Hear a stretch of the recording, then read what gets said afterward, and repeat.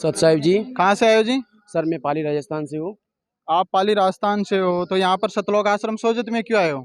Sir ये हमारे संत रामपाल जी महाराज का विशाल सत्संग समारोह है और जिस सत्संग में बताया जाता है कि मनुष्य जन्म हमें किस लिए मिला है, इसलिए ये सत्संग सुनने के लिए हम पाली से यहाँ पे आए हैं।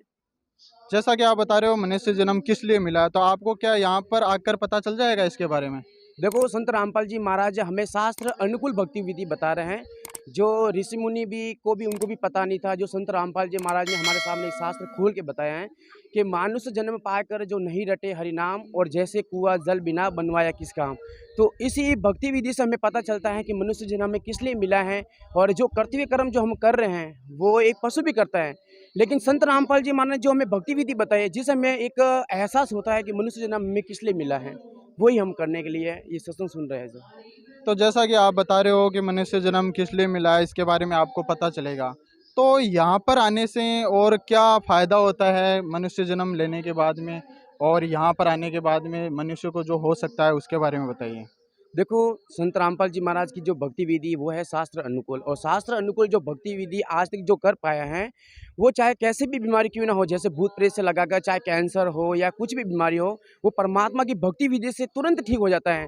और संत रामपाल जी महाराज के ये खुद पूर्ण परमात्मा इस धरती पर आ चुके हैं।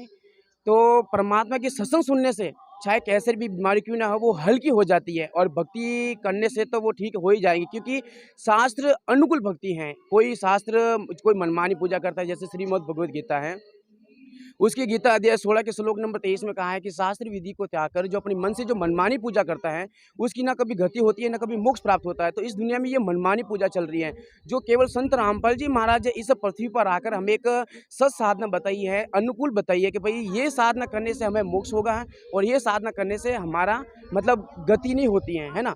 तो संत रामपाल जी महाराज के द्वारा बताई गई भक्ति विधि से हमें बहुत ही लाभ होते हैं, चाहे भूत प्रेत हो या कैंसर हो या फिर कोई भी हो लाइलाज बीमारी, चाहे डॉक्टर ने उनको मना कर दिया हो, लेकिन संत रामपाल जी महाराज की भक्ति से वो लाभ मिलते हैं। जी धन्यवाद। Thank you sir.